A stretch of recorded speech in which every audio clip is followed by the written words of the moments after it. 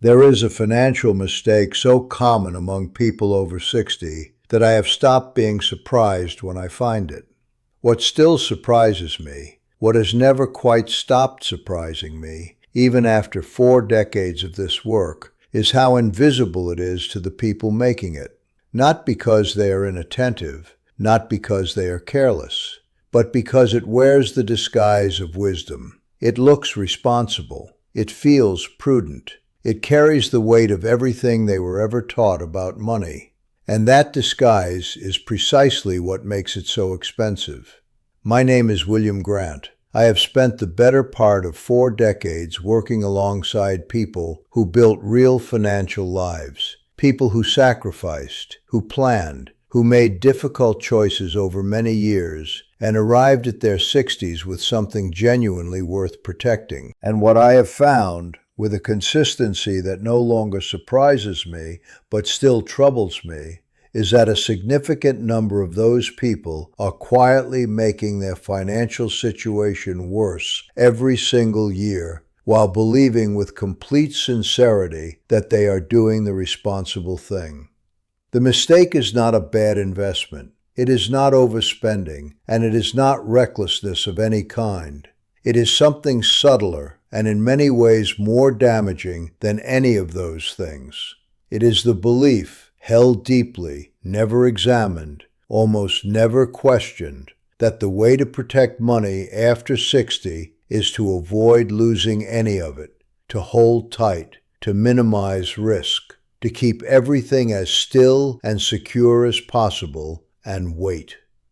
I want you to sit with that for a moment before I go further, because on the surface it sounds completely reasonable. Of course you want to protect what you have. Of course you want to minimize risk. Of course you want security. These are not foolish desires. They are the desires of someone who worked hard and does not want to see that work undone. I understand them completely. I have held them myself. But here is what took me years to fully understand, and what I believe is the single most important financial insight available to anyone over 60. Holding still is not neutral. In the financial world you are living in right now, at this moment in history, with the costs you face and the inflation environment you inhabit, keeping money absolutely still, holding it in accounts that do not grow, in positions that do not generate income, in an orientation that prioritizes safety above all else, is not protecting it. It is allowing it to be slowly, quietly, continuously consumed. The mechanism is not complicated, but its consequences are profound. Every year that your cost of living rises and your money does not rise with it, you lose ground. Not visibly, not in a way that shows up as a red number on a statement, but measurably and permanently, in the only way that actually matters, in what your money can buy, in what choices it can support, in the degree of freedom it provides. A dollar that was sufficient for a particular quality of life 10 years ago is not sufficient for that same quality of life today. And a dollar kept in an account earning 1%, while inflation runs at 3%, is a dollar that is shrinking every month by a margin that compounds silently and without mercy. I knew a man named Walter, a retired architect, 73 years old when I first met him, meticulous and careful in every dimension of his life. Walter had moved a substantial portion of his savings into conservative, low-yield instruments after the 2008 financial crisis because the experience of watching his portfolio drop had been genuinely frightening, and he had decided that he never wanted to feel that again. He felt, understandably, that he had earned the right to stop taking risks, and so he stopped. He moved the money somewhere it could not fall. And for years he felt better. The number on his statement was stable. The anxiety was gone. He had, as he saw it, solved the problem. What Walter had actually done was trade one kind of risk for another. The risk of a sudden, visible drop had been replaced by the risk of a slow, invisible drain. The frightening risk had been replaced by the comfortable one, and the comfortable one, in the long run, cost him more. When we sat down together 6 years after he had made that shift and actually calculated what his money had lost in real purchasing power over that period, not what it had lost on paper, but what it could no longer buy, what it could no longer support, what it could no longer do, Walter was quiet for a long time. He had not lost money in the way he feared he would. He had lost it in a way he had never thought to watch for, and the loss was not recoverable in the time he had remaining. Not fully, not without taking the very risks he had moved to avoid. He said something to me that afternoon that I have carried with me since. He said, "I thought I was being careful. I think I was actually being afraid. And I let the fear make my decisions for me for 6 years."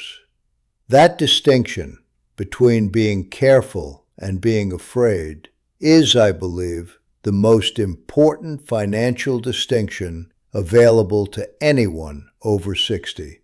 Careful is strategic.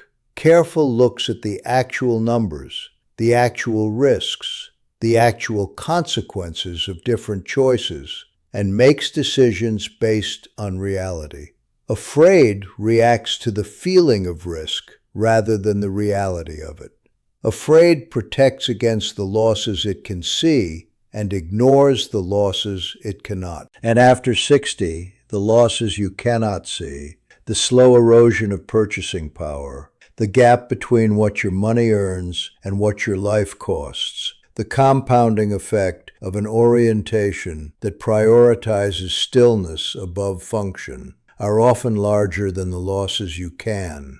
This is the paradox that almost no one explains to people in this stage of life. The strategy that feels safest is frequently the one that carries the most long-term cost. And the reason it is never examined is that it never triggers an alarm. There is no moment of crisis. There is no statement that shows a dramatic loss. There is only a gradual, quiet narrowing of options, a slow drift toward a financial life that is more constrained than it needed to be, more anxious than the numbers actually warrant, more oriented around protecting against an imagined catastrophe than around supporting the real life being lived right now.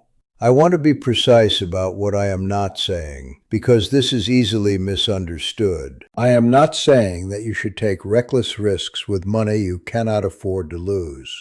I am not saying that safety is irrelevant, or that conservative positioning has no place in a well-constructed financial life after 60. What I am saying is that the question most people over 60 are asking, "How do I protect this?" is the wrong question. Or rather, it is an incomplete question. Because protecting money means different things at different stages of life. And the definition that served you at 40 does not serve you at 65. At 40, protecting money primarily meant not losing it to bad investments or reckless decisions. The enemy was the dramatic loss. At 65, the enemy has shifted. It is no longer primarily the sudden drop, though that remains real and worth managing. The primary enemy now is the slow drain, the gradual loss of purchasing power, the gap between what the money earns and what the life costs.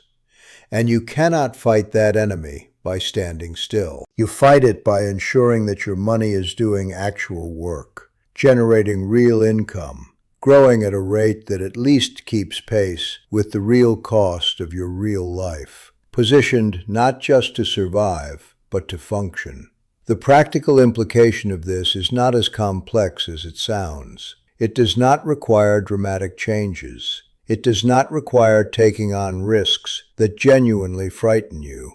It requires something more modest and more specific. An honest conversation with yourself about whether the position your money is in right now is actually protecting it from the risks that most threaten it at this stage of your life, or whether it is protecting you from the feeling of risk, while the real risks proceed unchecked. Walter eventually made changes, not dramatic ones. We restructured gradually, moved toward income-generating positions, built a buffer of liquid reserves that gave him the security he needed without immobilizing the rest. The anxiety did not disappear overnight, but it changed in character. It became a productive anxiety, the kind that leads to better decisions rather than a paralyzing one.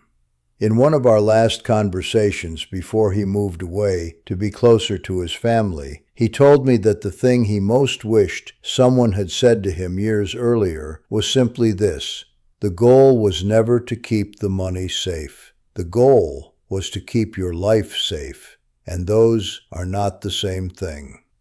I want to leave you with that distinction, not the money, the life. The financial decisions you make from this point forward are not about the numbers on a statement. They are about the quality of the years ahead, the freedom of choice you maintain, the degree to which your financial life enables, rather than constrains, the life you actually want to live. Before you close this video, I want to ask you one honest question. When you think about your money right now, the decisions you have made, the positions you are in, the orientation you bring to every financial choice, are you being careful or are you being afraid? Leave me your answer in the comments. It is a question worth sitting with, and I read every one.